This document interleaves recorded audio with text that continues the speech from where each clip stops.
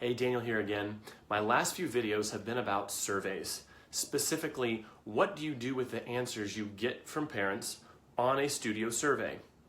Now, some context, some very brief context if you haven't seen these other videos, is simply this.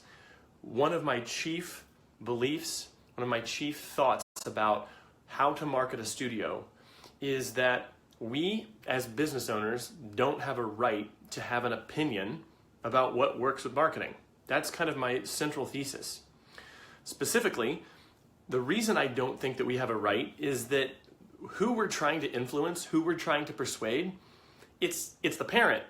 And so if we're trying to persuade a parent or we're trying to market to them, it makes sense for us, again, as business owners, to go to them to get the ideas for how we should market and what they want.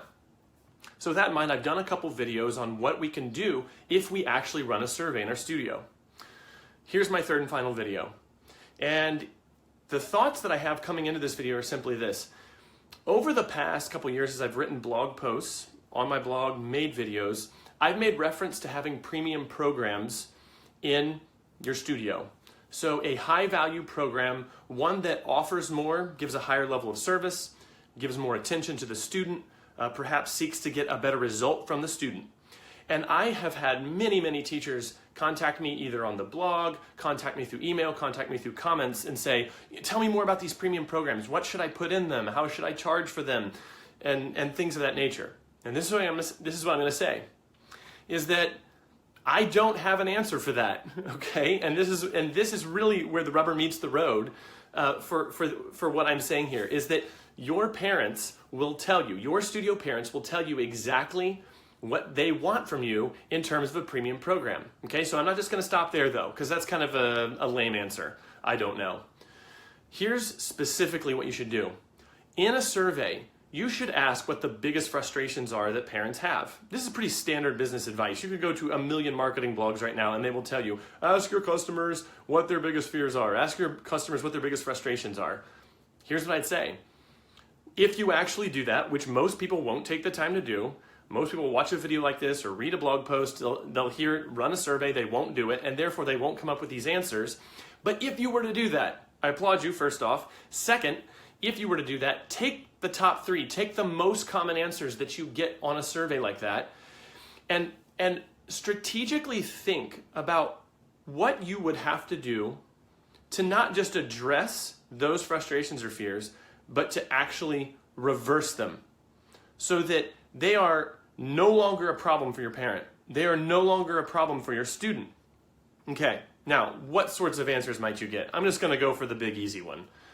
I think this is the number one thing. As I've done surveys for a lot of studios where I've helped them design their marketing, as I've done surveys in my studio, as I did surveys in the camp program that I ran a decade ago where we would have 200 kids come every summer. The number one thing that parents often were concerned about, ongoingly, year after year. So I would survey parents multiple times and I would see the same parents answer a survey and they would come back and they would still have kind of the same answer. Finally, it dawned on me, maybe I should address this problem, but that answer was, I'm not going to hold out anymore here, I'm kind of building it up, but that answer was practice. Practice is that big problem, that's that big frustration. It is a tension point between parents and students. It's a tension point between parents and the teacher. The teacher's often looking at the parent and saying, hey, get your kid to practice at home. And at the same time, the parent is looking at the teacher and say, hey, teach the child better so that they want to practice at home.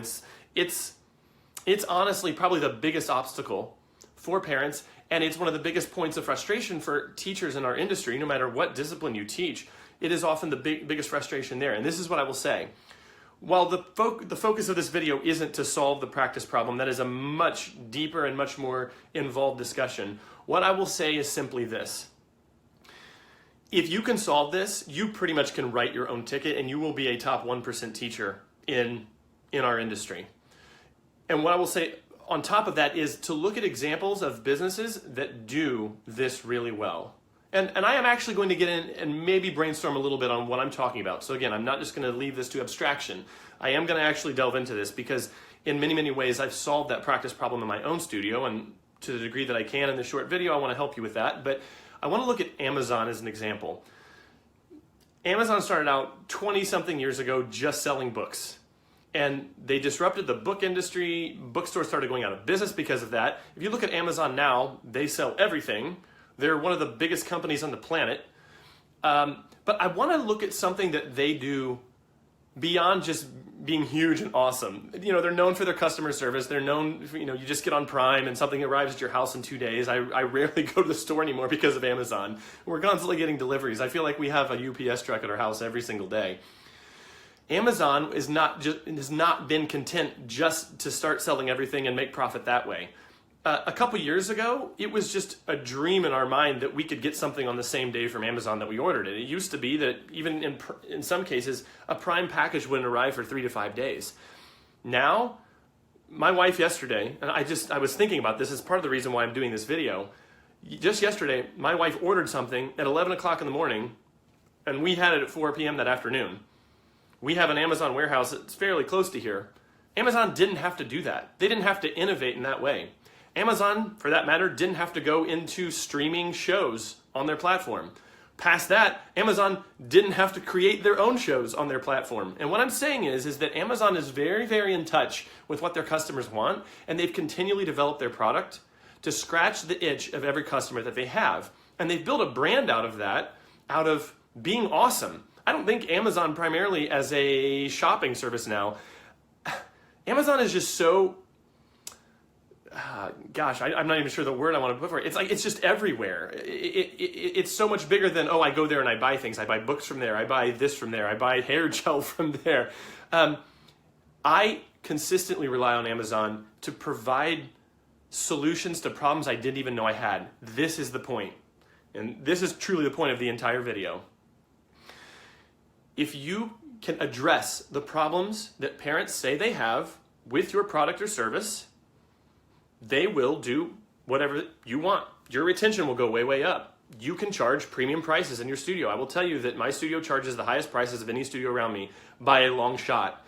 And it's because for years and years and years, I've continually gone to surveys, looked at what parents wanted, and then tried to find creative and diverse solutions to the basic problems that parents have. It's not a treadmill. I'm not trying to constantly create new games. I'm not creating worksheets constantly. I'm not, I've gone to a few core frustrations that parents have, address those, and then as a result of that, people love what I do, they stay for a long time, and as I've continually raised prices, sometimes twice in the same year, haven't really had parents complain, and haven't really had people quit. And it's because they're enjoying what I'm doing, and I'm solving those big problems. Now, a last little thing before I go, in terms of the practice problem.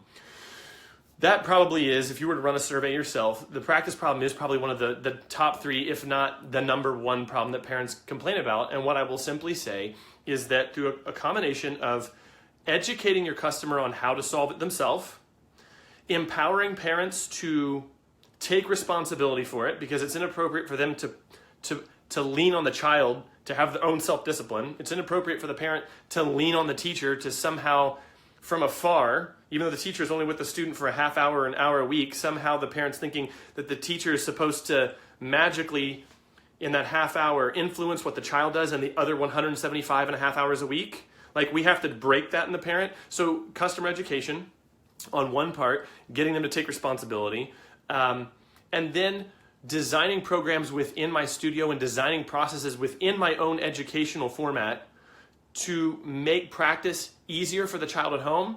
It's been kind of this triple threat, this 3-pronged attack on how I've gotten that to happen. And because of that, I would say that while I don't have multiple programs within my own studio, well, I have 2. My main program is premiumly priced. It's priced at a premium, and it's because of this. So it's a combination of marketing, education, and innovation within the product that I'm serving to my customers and my community here in my studio. So those are my thoughts for today. That's how you can take survey answers and come up with really creative things that you can do in your studio to market better, to have a better product, to better serve, to better love your customers. So anyway, if you like this video, I'm done for the day, obviously. If you like this video, would love if you hit the like button or the love button below, maybe leave a comment. Tell me how you have used customer feedback to improve your studio program.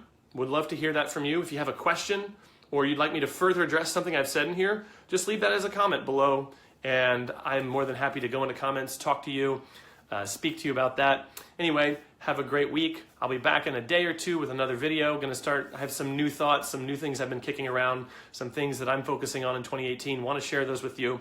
And thanks so much for watching. Really appreciate it. Have a great day. Bye.